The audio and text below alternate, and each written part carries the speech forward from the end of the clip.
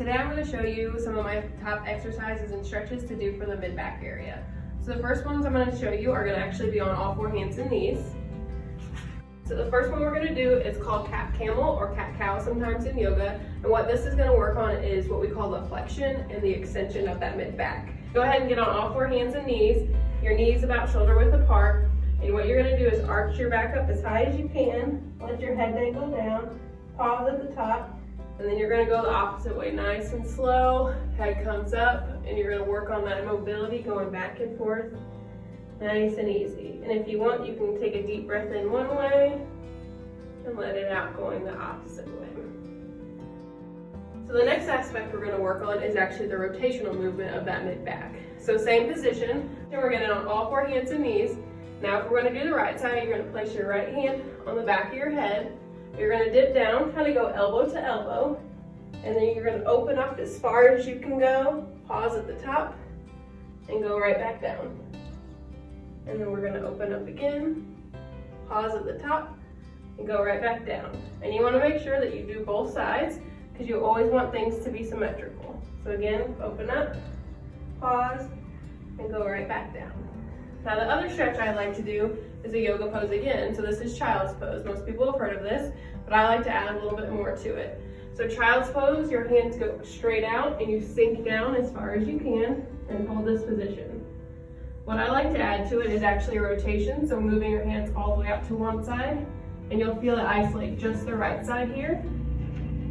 And then same here, we're gonna move all the way out to the right side, and you're gonna feel it isolate just that left side to really get a deeper stretch in there.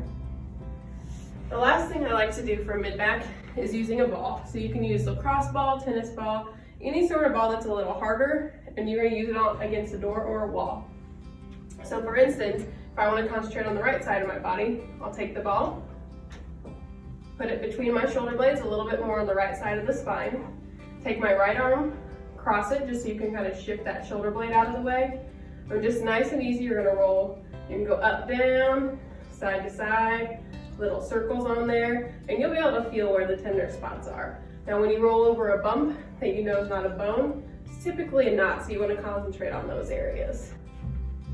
So those are a couple stretches that I like to do for the mid-back. Now we can make it harder for you and give you some more intense ones, but you'll have to come in to see those.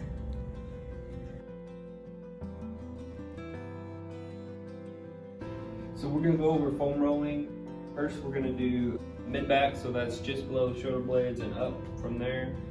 You can do this almost anywhere where there's sore muscles, tight muscles, just to get some extra mobility in there, work out some of that stiffness. Also go over one of the things that we don't like to do for the lower part of the back when using a foam roller. So first for the mid-back, what you want to do is start just below your shoulder blades there, cross your arms like this. Generally go through a warm-up kind of side to side, leaning up and down, staying a little curled up if you want to. And then as a finisher, I always have my patients start at their shoulder blade, extend one segment of your spine kind of up and over as a finisher to get that extra extension in there, since we're always kind of flex forward throughout the day.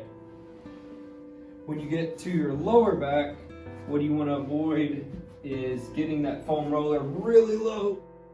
As you can see, that puts a lot of extension to that lower part of the spine into the curve there, and we want to avoid that